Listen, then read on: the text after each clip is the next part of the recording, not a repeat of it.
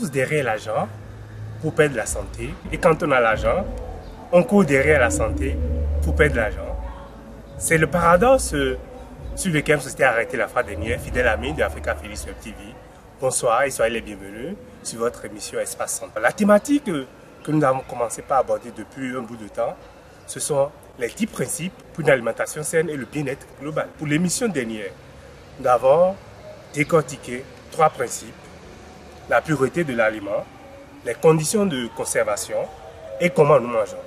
Voilà, c'était là où nous nous étions arrêtés la fois dernière et nous allons continuer ce soir, toujours avec le même invité, Dr Jenakem. Bonsoir, Dr Jenakem. Bonsoir, comment vous allez? Ça va très bien. Je remercie également les fidèles de Africa Philips Web TV qui, après notre émission de la dernière fois, j'ai eu assez de manifestations qui prouvent combien de fois vous êtes suivis, vous êtes écoutés. Et c'est très intéressant et nous pouvons aller dans les détails pour savoir. La fois dernière, on avait vu juste 3 principes sur les 10 qu'on devait aborder au cours des émissions qu'on aura à saucissonner.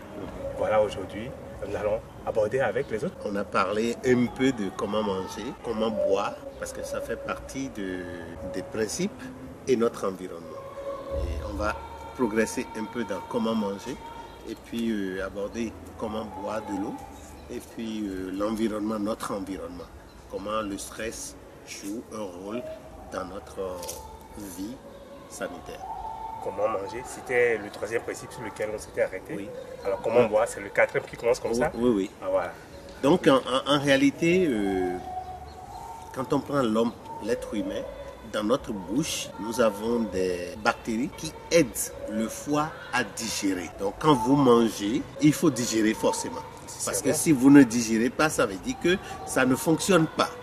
Donc souvent beaucoup de personnes à table, quand ils prennent un peu de pâte et un peu de sauce, ils avalent, ils boivent de l'eau, ce qui est très dangereux pour notre santé. Quand le gosier, ça se coince là, qu'est-ce qu'il faut faire? Souvent, quand vous mangez bien, vous mâchez correctement l'aliment, ça ne coince jamais parce que c'est un des éléments clés de l'alimentation. Il faut mâcher correctement l'aliment. Et souvent, il est conseillé de boire de l'eau 30 minutes avant le repas, avant de manger. Il faut boire de l'eau 30 minutes. Voilà que je n'ai pas une heure fixe pour manger. Vous n'avez pas une heure fixe de manger, mais l'eau a ses principes aussi parce qu'on peut faire cuire d'eau. Quand vous réveillez le matin, allez directement vers l'eau sans même brosser les dents. Vous allez directement vers l'eau, vous buvez l'eau, puis après vous passez au fruit. Après le fruit maintenant, vous allez manger ce que vous voulez. Les matins, on mange comme un roi. À midi, on diminue. Et le soir, on mange comme le plus pauvre d'un village. C'est carrément le contraire chez nous. C'est carrément le contraire chez nous. Donc, quand on se réveille, on va directement vers l'eau. On boit correctement de l'eau. On peut aller à 1,5 litre selon ce que nous pouvons contenir dans notre ventre. Et vous attendez quelques 20-30 minutes et vous allez aux fruits.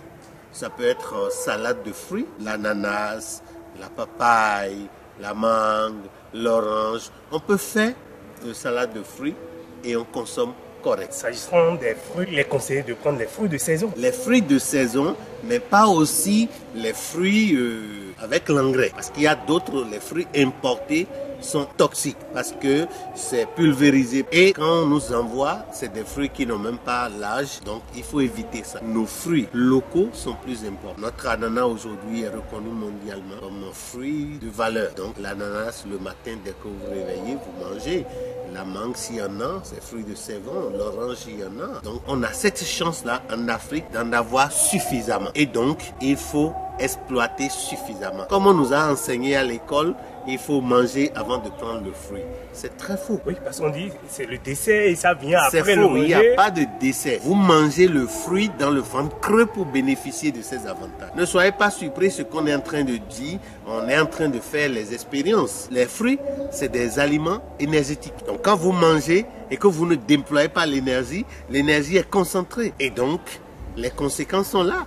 Parce que si vous avez de l'énergie et vous ne déployez pas, ce n'est pas bon pour l'organisme. Donc quand vous mangez le fruit, il faut forcément que vous marchez, que vous faites d'activité, vous bougez le corps pour dépenser l'énergie là, que cela ne donne pas. Donc on nous avait habitués à ce rythme où on mange et puis après on ajoute des fruits. Et la fermentation, il y a plein de conséquences. Les conséquences sont plus que les avantages. Donc, comme je l'explique, quand vous réveillez le matin, il faut aller à l'eau. Puis après, il faut passer aux fruits. Après les fruits maintenant, vous pouvez manger ce que vous voulez correctement. Vous pouvez charger parce que vous avez du temps, vous avez la journée, on dépense assez d'énergie. Vers midi, 14 heures, vous voulez manger, vous mangez correctement, mais pas trop comme le matin. Et le soir, vous prenez juste les feuilles de salade. C'est comme une pyramide inversée. Comme une pyramide inversée. Forcément. On fait le contraire. On fait le contraire. On fait la pyramide de où? Exactement. Et donc, quand vous mangez le soir, vous mangez, vous vous surchargez. Le lendemain, non seulement vous n'arrivez pas à digérer, mais également vous vous levez très fatigué. C'est un peu les problèmes que nous avons aujourd'hui qui fait que tout le monde a pratiquement les problèmes de santé. Et c'est compliqué. Il faut boire de l'eau. Je profite de la parenthèse pour vous dire que le compte à rebours a déjà commencé. Parce que les fêtes de Noël, les enfants se sont bourrés le ventre de tout, fruits, sucreries, spaghettis, riz. Et déjà maintenant, les pédiatries sont remplis. On devrait normalement éviter au maximum cet aspect-là en son temps. Pendant les fêtes, même les adultes, on a eu quelques dégâts. Je sais que quelqu'un, un exemple que je vais donner, il a la tension, il a le diabète, il a la prostate, il a tout. Mais pendant la période de fête, comme c'est le jour de fête, il s'est gavé correctement de la viande du porc. Mais le lendemain, la graisse, le foie ne fonctionnait pas bien et tout. Il s'est retrouvé à l'hôpital. Et vous voyez, déjà, il sait qu'il est malade. Mais la fête, c'est tous les jours. Malheureusement, voilà ce que nous vivons aujourd'hui. La santé aujourd'hui, vous savez combien ça fait pour la communauté. Et donc, il faut prévoir, il faut faire la prévention. Et je profite de l'occasion pour donner ce conseil-là à toutes les femmes ou à tout le monde. Quand vous sentez qu'il y a intoxication alimentaire, faites recours au charbon directement. Au charbon, vous prenez le charbon de bois, vous écrasez et vous mettez ça dans de l'eau. Vous prenez ou dans la bouillie et vous prenez quelques minutes. Je crois que même, quelle que soit la toxicité de ce que vous avez pris, vous allez rejeter. Je crois que le charbon absorbe l'odeur négative, la mauvaise odeur. Oh, ça c'est dans les frigos ça.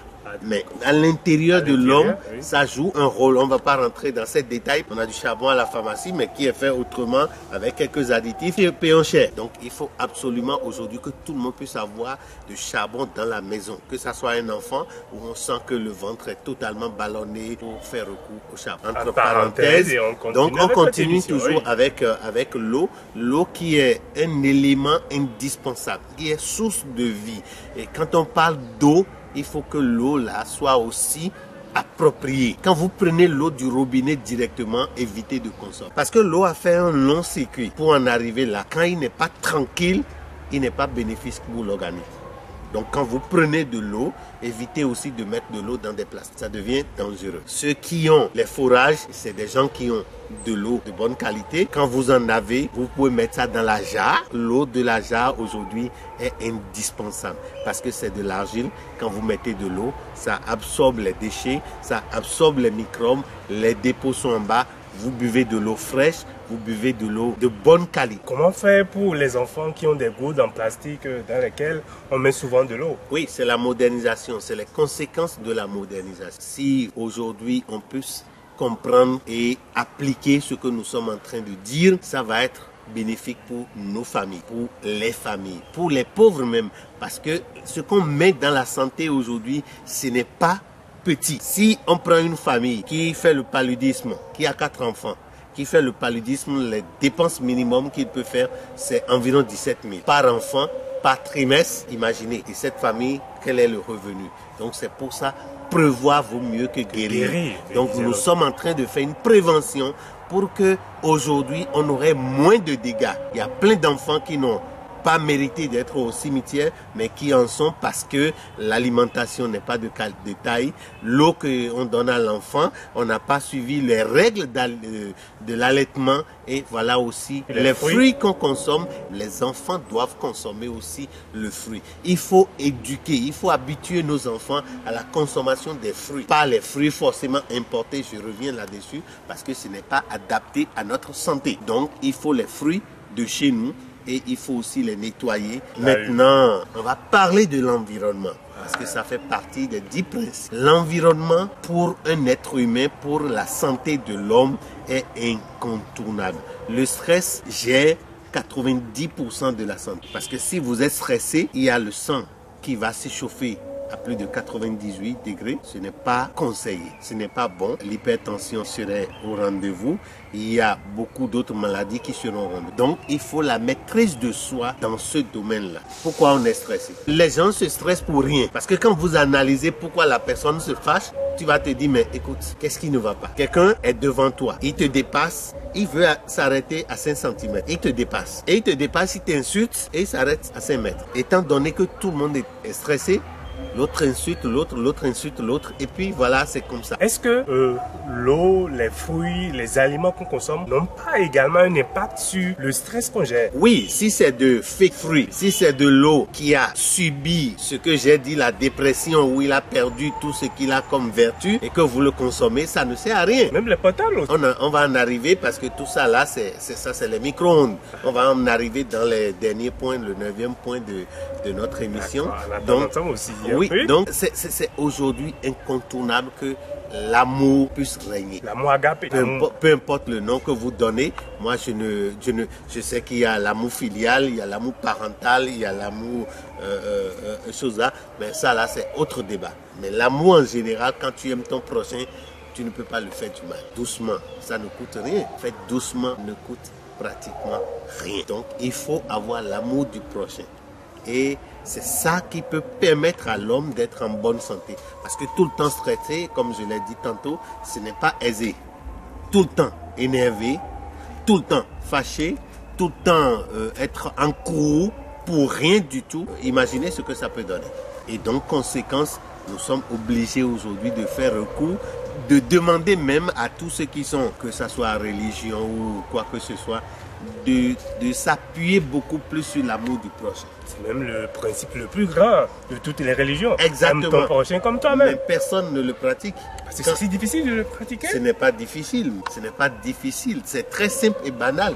Parce que si vous n'aimez pas votre prochain, dans la rue, vous serez stressé. Mais c'est si on ne s'aime pas qu'on est stressé. Non, tu peux t'aimer, mais quand tu ne connais pas les principes de l'amour du prochain, tu ne peux pas respecter. C'est ça en réalité. Et donc, il est important aujourd'hui d'être humble, c'est le mot ça. Il faut être humble pour bénéficier des avantages d'une bonne santé. Parce que quand vous êtes stressé, comme je l'ai dit, vous serez tout le temps dans les hôpitaux, vous serez tout le temps chez les médecins et vous serez en train de dépenser tout le temps. Vous ne pouvez pas faire face à votre travail, vous ne pouvez pas chercher à connaître en plus, vous ne pouvez pas, plein de choses. On va me poser la question, c'est pas, mais qu'est-ce que l'amour vient chercher dans les 10 principes pour l'alimentation? En réalité, ça devait être même le principe numéro 1. Parce que tout commence par là. Tout commence par là. Nous sommes ici parce que nous sommes en bonne santé. Et ce qu'on apporte aujourd'hui à nos amis, à nos téléspectateurs, c'est comme si on est en train de leur prêter de l'argent. Beaucoup ne vont pas comprendre la valeur, mais quand ils vont pratiquer, bénéficier des avantages, ils comprendront. Nous mangeons très très très mal. Le stress, plus les produits intoxiqués, vous voyez ce qu'est l'homme.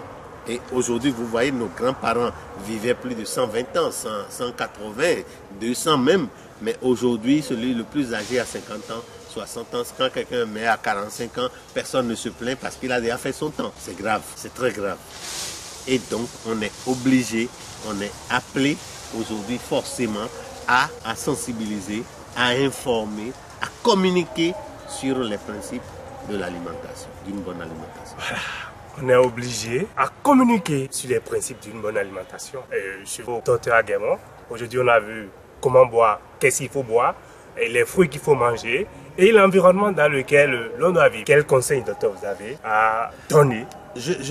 Ça va vous étonner. Là où nous construisons, l'espace que nous exploitons pour construire nos maisons, il faut qu'il y ait des espaces pour planter des arbres. C'est indispensable parce que si vous n'avez pas de l'arbre dans votre maison, vous n'avez pas d'arbre dans la maison, vous n'avez rien pour absorber les gaz, les toxines que vous rejetez, c'est dangereux pour la santé. Parce que vous allez éjecter et vous allez ravaler, ce qui devient nocif. Donc, essayons essayons désormais de vivre dans les milieux sains. On va nous poser la question de savoir, mais c'est pas que je vous arrête. Quel est le rôle en effet des arbres? Parce qu'on a appris quand on était au primaire que l'arbre absorbe le dioxyde de carbone que nous rejetons. Et en retour, nous renvoie de l'oxygène. Oui. À part ça, l'arbre a plusieurs autres rôles. Peut-être c'est une autre émission carrément qu'on va faire sur le rôle de l'arbre. Oui, le rôle des forêts, le rôle des brousses. Aujourd'hui, tout le monde veut avoir des maisons à étage sans penser en détruisant l'environnement. C'est grave. C'est très grave. C'est très grave. Parce que s'il n'y a pas d'arbre, vous n'avez pas les fruits dont on a parlé tout à l'heure. Et quand vous cueillez le fruit directement de l'arbre que vous consommez, ça a d'autres vertus que ça apporte à la santé. Et on demande aux téléspectateurs aujourd'hui de commencer par appliquer ces règles-là pour bénéficier des avantages. Il ne sert à rien de courir pour perdre la santé, pour chercher l'argent et de perdre l'argent maintenant pour chercher la santé au soir de sa vie. Et c'est ce qu'il y a aujourd'hui. Beaucoup de retraités aujourd'hui qui ont servi la nation béninoise sont à la retraite, mais dépensent de l'argent pour la santé. Il y a d'autres qui ne sont pas à moins de 90 000 ou à moins de 120 000 par mois pour la santé. Ils gagnent combien dans sa retraite pour dépenser 120 000 pour des choses inutiles? Donc c'est vraiment, on invite à vraiment aménager notre environnement et notre alimentation. Si vous voyez aujourd'hui le diabète c'est une maladie que beaucoup de Béninois transportent, et finalement c'est quoi? Quand vous irez dans ces ménages-là, vous voyez que l'homme et la femme sont restés ensemble pendant ce temps, mais ils ont été toujours dans des débats, dans des disputes inutiles. Alors, fidèle amis d'Africa Phoenix Web TV, nous courons derrière l'argent pour perdre la santé. Et quand on a l'argent, le sens inverse commence. On court derrière la santé en perdant l'argent. Voilà, c'est la deuxième série de cette émission sur les 10 principes pour une alimentation saine et le bien-être global. Nous avons vu, nous avons continué avec le 4e principe qui est l'eau qu'on boit, le 5e, les fruits qu'on doit manger, le 6e, l'environnement dans lequel nous devons vivre. Et voilà, pour les 4 autres principes qui restent, ce sera la 3e série de votre émission. À la prochaine. Bye bye.